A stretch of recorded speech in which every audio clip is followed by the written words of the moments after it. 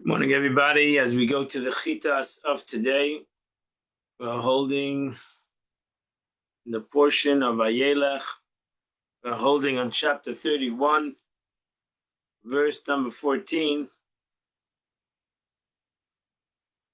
God spoke to Moshe, your days are coming to die. Karas Yeshua, call your Yeshua, and stand him in the tent of meeting. I'll command him. Moshe Rabbeinu went. Yeshua, Yesatsu said, they stood at the tent of meeting. I'll encourage him. Verse number 15. God seen himself in the the pillar of cloud. And the cloud rested at the entrance of the tent of meeting. You're going to lay with your fathers, and this nation will stand up. And they're going to go after other gods. Nechad is the gods of the land. Which is coming in their midst. And they're going to leave me, they're going to let me go. They're going to break the covenant which I cut with them, established with them. Now she says, Nechad, it's Goya, it's nations of the land. My anger will rage against them. That day, Zaftim, and I will abandon them. And I will hide my face from them. And they'll be as prey. So come upon them misfortunes, evil and misfortunes. And they'll say on that day, they'll say, because God's not in our midst. That's why his evil has befallen us. Now she says, acting as if I don't see in the troubles. And I'm going to hide my face in that day. I'll call it Rosh Rasa. And all the evil that they have done. Because they turn to other people's gods.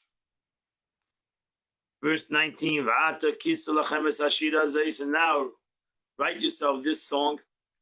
And teach the Jewish people. Sima Bifi, and put it in their mouths. The Mantia Li Ashira Hazay. So this song should be La'ed B'bnei Yisrael as a witness to the Jewish nation. Ash says, which song are we talking about? Azina Shamayim, the song that we're going to sing next week. Azina Shamayim V'chipat Mosa Amoy. That's the song that the Eibishter wanted that every Jew should know. And that completes the Chumash for today. Now go to the Tanya of the day. We're holding in the 19th chapter of Tanya. The part of this follows begins with the letter that is revealed. It's one of the letters that was appended in addition to Tanya, published in Vilna in the year 1900. These additions being noted by Rav Osher Nikolaev in his introduction to the declaration there. Relevance to this letter, the previous one, may be found in the following parallel. The previous epistle explains how only the Netzach Chayid Malchus of the emanator extended to the recipient of Moshe Rabbeinu. That's what they had, the Nevi'im, the difference between the Nevi'im and the Chachamim, what each one had the capability to reach up to. The Alter Rebbe explained that in the concept of the Chachamim, they saw, the Nevi'im they saw, so that's why they had a much greater concept even in the lower levels, but the Chachamim had a greater concept that they heard. They had Avonas HaTorah. And even though they didn't see it, but they had an understanding, but they had an understanding of Riyah B'Moyach, a seeing in the mind, but not per se a seeing with their eyes. That's why they had a capability to go further than even the prophets. Conclusion of the present letter likewise explains that only the hindmost aspect of externity of Netzach Yisrael, the higher realms, enters into the lower realms. So you have the Chassidus explains you have the three main levels of midas: Chesed, Gevura, Tiferes. That's the pnimius it becomes the pnimis, the inner levels, to the chetzonis netzach chayid yesod malchus.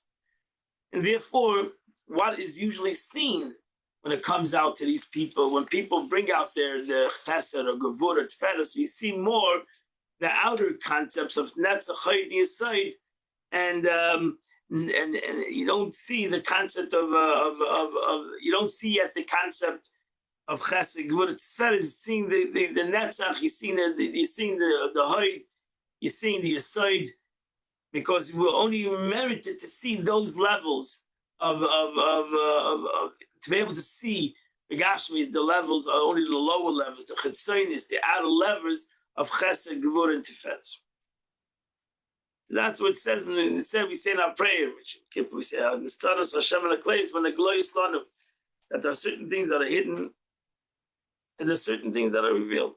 Oisis and the glorious Lanu, the letters, for example, the letters are revealed to us, the Maise, Diva, Machshava, in action, speech, and thought. Maise ain't Tmuna Saisis. Attain to the plane of action are the visual forms of the letters. Shebeksav Ashuri, which is written, Ksav Ashuri, it's written in Syrian script that we write today, a Sefer Torah, it's called Ksav Ashuri. Sefer Torah, in the Sefer Torah, Baruch Hashem, that it was written on a Ksav that you could be able to read. And that's to reveal, even though they look like regular letters. Very vitality of the scroll depends on the scrupulous observance of the numerous detailed laws governing the writing of these 22 letters. We know that each and every letter has many, many laws, like 20, 30 laws on each and every letter. That you have to be a sefer to be able to write the Sefer Torah. As explained in the chapter 12 in Shara Yichud V'Amunah, each letter reflects the flow of the unique life force and the spiritual energy. Its distinct shape suggests the form taken by the flow of light and the energy revealed in that letter. So Kabbalah says that a letter is a conduit, the conduit for spirituality to come into.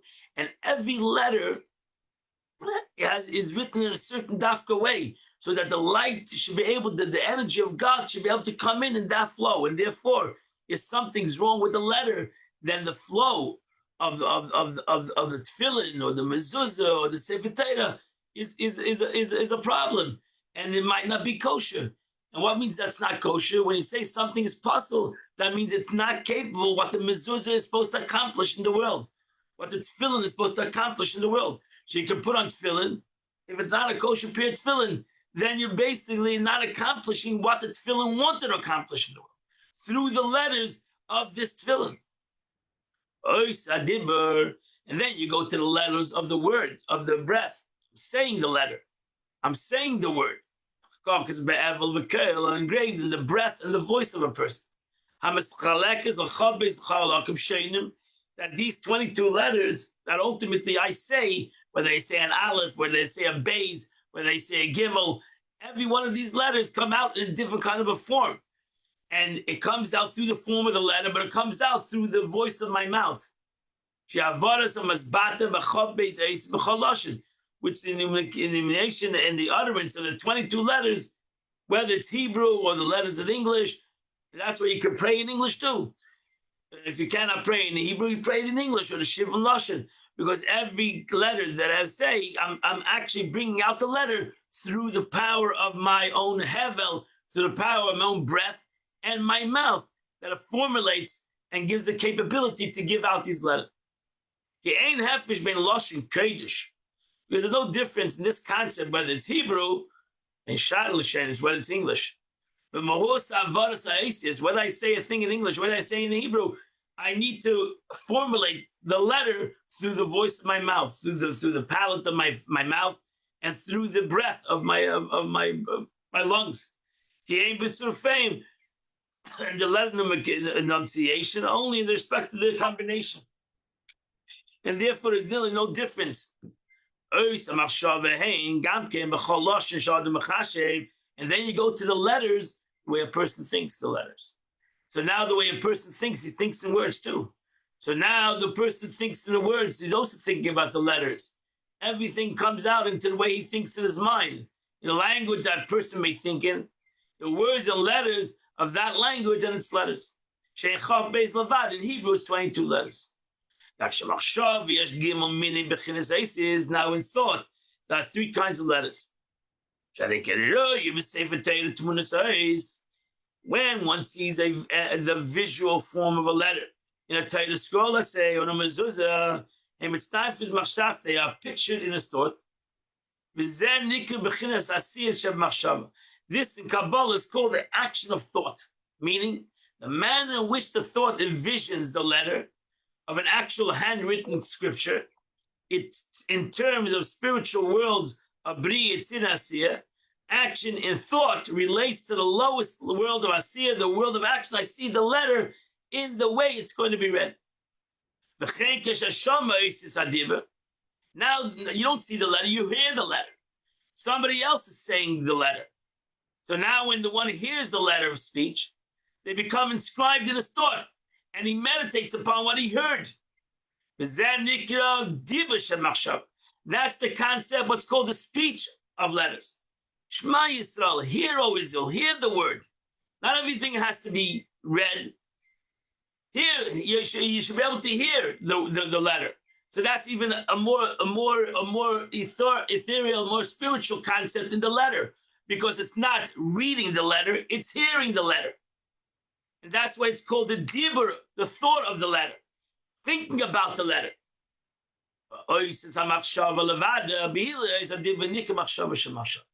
And then you have the letters of thought alone.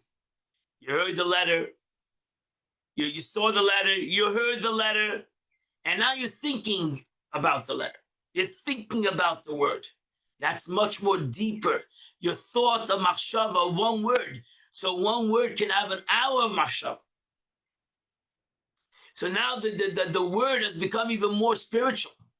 The word has become more godly. The word has become more greater, because we have taken that word that we read maybe or we heard, and now we're thinking about that word. It comes into many words, to many thoughts. And that's machshava sheb machshava, the thought of thought. B'chinas bria. So you went up to 4 levels of the chain in thought. You went up Asiya, Yitzira, Bria, and you accomplished all these 3 levels just in a simple word, maybe in a simple letter. So in general terms, thought, speech, and actions correspond to Bria, Yitzira, Asiya, respectively. More particularly, action in thought corresponds to Asiya within Bria. Speech or thought is Yitzira within Bria. And thought is Bria within Bria. Because again, the concept Basara, my mother, is Nivra Elam, all in Bria. Bria is creation, the world of creation. So in Bria alone, you have 3 levels. You have the action of Bria, which is the word. You have the motion of Bria, which is to hear the word. And then you have the Machshava Sheba Bria, Bria Sheba Bria, the true aspect of Bria, which is the Machshava of Machshava, the thought of what you're thinking. And now the letter of actual speech coming into being and receiving the life force from those same letters that are in thought to actually say the word. And that's why it's important the way you say the word. Is the word a living word? The Torah is called a living word because the machshava comes into the word. And that's why sometimes a person could say one thing and he can think about something else, because the machshava and the dibur are 2 different worlds. 2 different worlds. This would tend to indicate that the letter of speech does not receive the life force from the letters of thought. But the truth is, ultimately, everything is interconnected, because you cannot speak. Because you only can say things that was in your thought. If it was never in your thought, these words, you would never have said these words.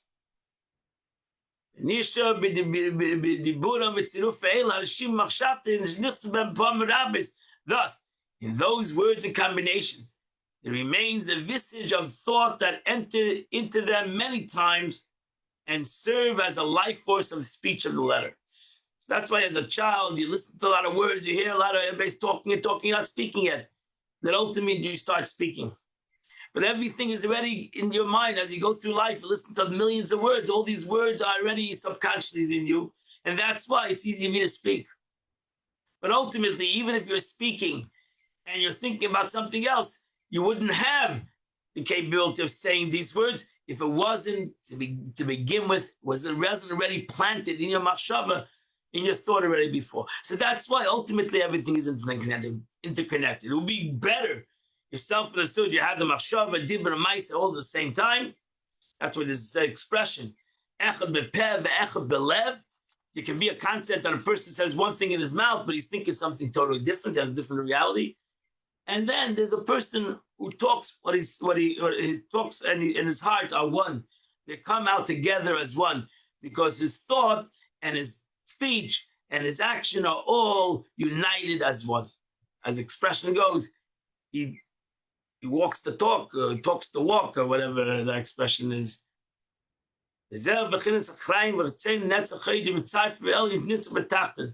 this is a term, you want to bring it down, what we mentioned in Kabbalah, that the concept what comes down into the world is chtzenius of netzach chayil. This is the meaning. The Alter Rebbe said, I gave you an analogy of the machshava dibur maisa, the way machshava works, the way dibur works, the way speech works. The same thing over in every other sfira. That's the way it works. The sfira, the hinmost aspect of the external netzach chayil, the visage of the higher realm enters into the lower realm, serving as an intellective faculty, the brains and the life force. So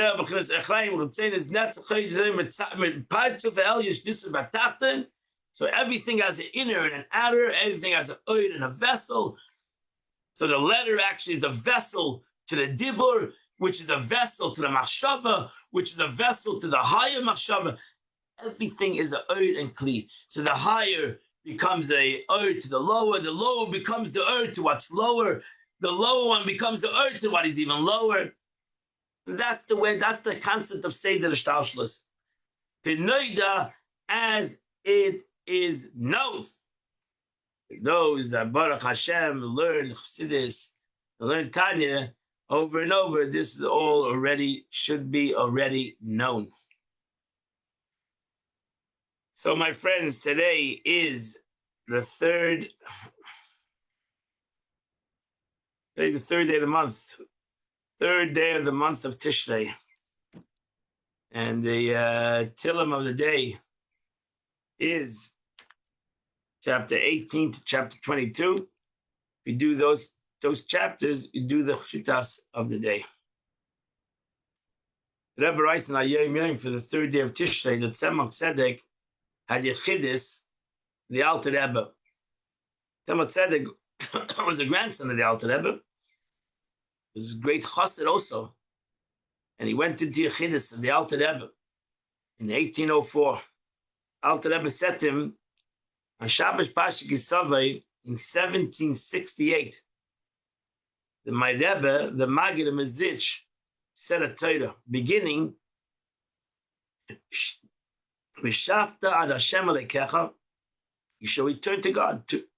It's an interesting expression. Shafta ad Hashem alekecha, you should turn until God.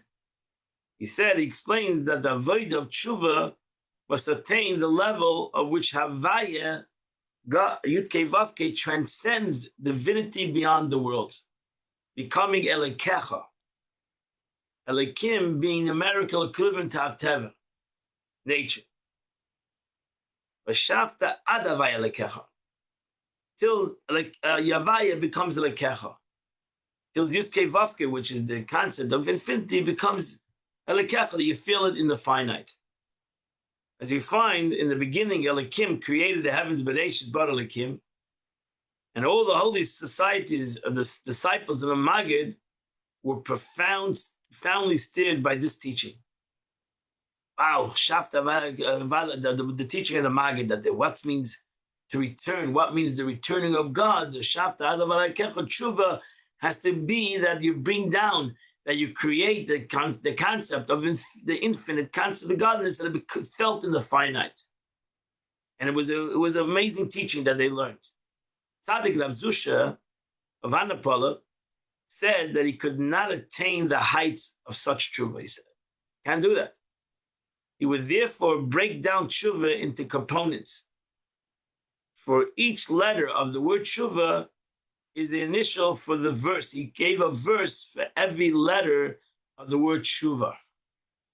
The word taf, the letter taf, he said is the meaning tamim. It goes in the verse tamim. Verse says, Tamim tia Hashem alekecha. Be sincere with the eternal, your God. The letter shin, shivisi Hashem lenegedi samin. I've set God before me always. The letter vav, v'ahavta.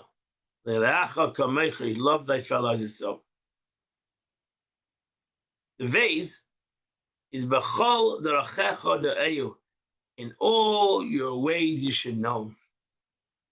The letter hey, tshuva, is hatz nahaleches im Hashem alekecha. Walk discreetly with your God. When my father told me this, the Frierdiker Rebbe is now saying, my father told me the story in this teaching. The Rebbe Rashab told the Frierdiker Rebbe, he concluded, the word tshuva comprised of 5 Hebrew letters. Each letter is a path and a method in the avodah of tshuva. Explain each method at length. Each moves from a potential state to an actual, to the avodah of davening. And this, in essence, tshuva and tshuva belev, and davening is the belev. So that's how we accomplish tshuva. This Aseret Shmei Tshuva. We are in the 10 days of repentance between Rosh Hashanah and Kippur. Or basically tshuva, the Shabbos is Shabbos Tshuva. So the Rebbe in the next 5 days is going to go to explain each and every one of these individual, what the Rabbi Zusha Anapola expounded upon the teaching of the Maggid of Mizrich on the concept of tshuva.